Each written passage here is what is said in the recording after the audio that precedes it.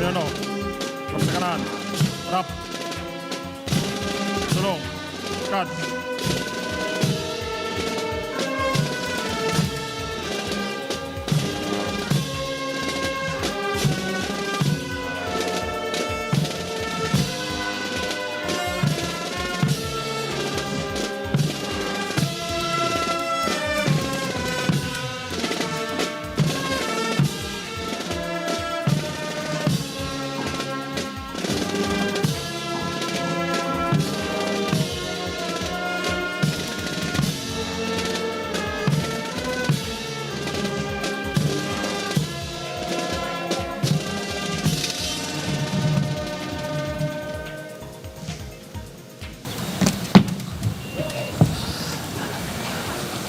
Thank you very much for the introduction from our first district representative, Congressman, Majority Floor Leader, Congressman Sandro Marcos. Andito rin siyempre ang ating diputado ng Segunda Distrito, the Congressman from the Second District, Congressman Angelo Barba. Our newly installed governor, Governor Cecilia Araneta Marcos. I would also like to greet the commander of the 5th Infantry Division of the Philippine Army, Major General Gulliver Señores.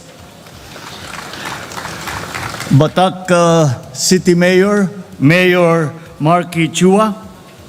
Where's? Ayan. Of course, all the mayors, vice mayors, councilors, members of the Sangguniang Panlalawigan ng Ilocos Norte.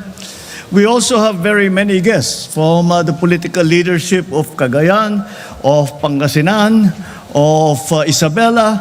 At nandito silang lahat. Pasalamatan natin at sila ay nakarating para sa ating pagsasama dito sa pag-ugnay, sa ating pagdiriwang ng 108th birthday ng aking ama. The provincial and government officials, employees, residents of Batak, of course, First Lady Luis Araneta Marcos, fellow workers in government, distinguished guests, ladies and gentlemen, and of course, the most special guest of all is our, tama yung sinabi ni Gob, our forever First Lady Imelda Marcos. Naimbag na bigat kada kayo amin. And first of all, I would like to thank all of you to have taken the time to join us as we celebrate the 108th birthday of my father here in Batak. It is a very, as you can imagine, it is a very, very important day for the Marcos family because we remember the greatest of all of us, President Ferdinand Marcos. Whenever we come and commemorate the life of Ferdinand Marcos, whenever we go back and relive the life and the life of service of Ferdinand Marcos, not only when he was president, but through his entire life, what we always can see and what is always spoken of is the great legacy that he has left us. It is a legacy of service. It is a legacy of sacrifice. It is a legacy wherein he made it very clear to us that if you are going to be a good Ilocano, if you are going to be a good Filipino, then you must be willing to sacrifice everything, including your life, for the Filipino, for the Philippines. We must always remember that to provide good service, to be able to bring good service to our people, then that is that will need, that we must remember, we must be motivated by the lessons that he left with us, the lessons that we must exercise good judgment and always side with the national interest and the interest of Filipinos. In everything that we do, we must be motivated by a true commitment to service. And it must be driven by a true love of every single Filipino and a love for the Republic of the Philippines. These are the many, many lessons that we must maintain always our dignity, and we must always respect the dignity of every Filipino. And not only respect the dignity of every Filipino, but we must fight for the dignity of every Filipino. We will not allow for any great power, any person, to humiliate or to put down any Filipino. We must also always remember that we must do the right thing. That despite the difficulties, we must always find ourselves on the right side of history. I always remember when I was still a boy, and he would constantly say, never take the easy way out. In other words, make sure that what you are doing is the right thing, no matter how difficult it is.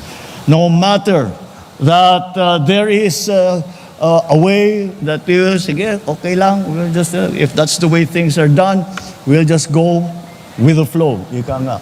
And that was something that was anathema to all of his thinking and all of his policies. And there was another lesson that we learned from, I was about to say the old man, kasi ganun nang, that is how we referred to him when he was alive.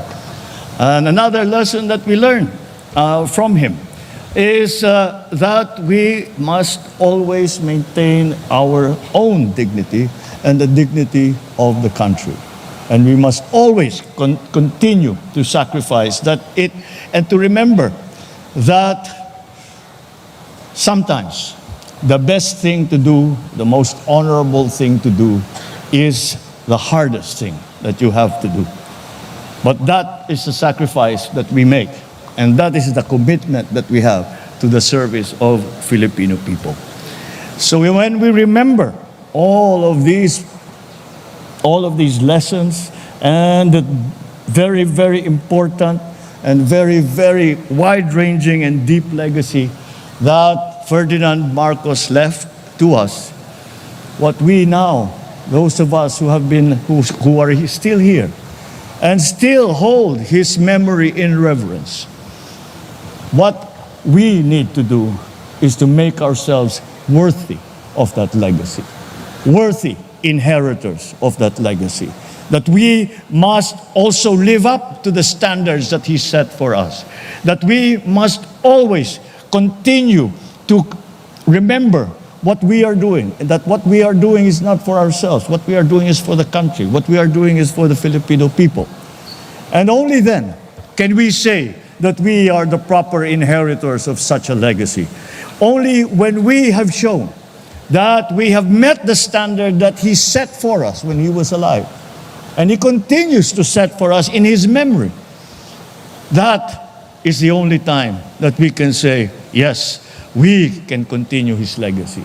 But this is not a job that is done by doing one good thing, two good things, three good things. We are only worthy of that legacy if we live a life of service, if we live a life of commitment, if we live a life of sacrifice for our people. If we continue to think of ways to help our people.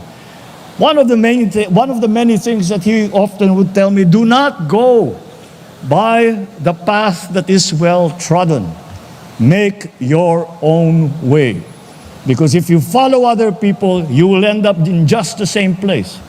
So that if you want to bring progress to the Philippines, if you want to bring a better life to Filipinos, you must find your own way. You must find your own path.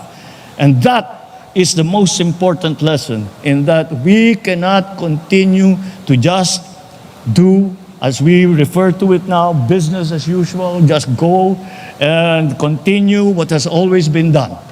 We must continue to use our skills, our intelligence, our strengths, so that we can find new ways to be of service to the Filipino.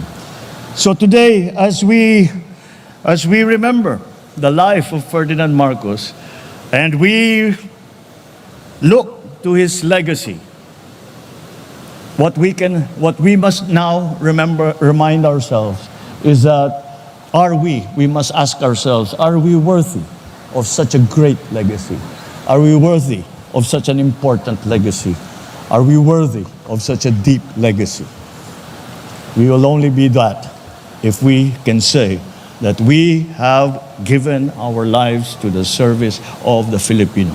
And that is the ultimate lesson that we must learn and to live by when we think of Ferdinand Edalin Marcos Sr. Thank you very much, and good morning.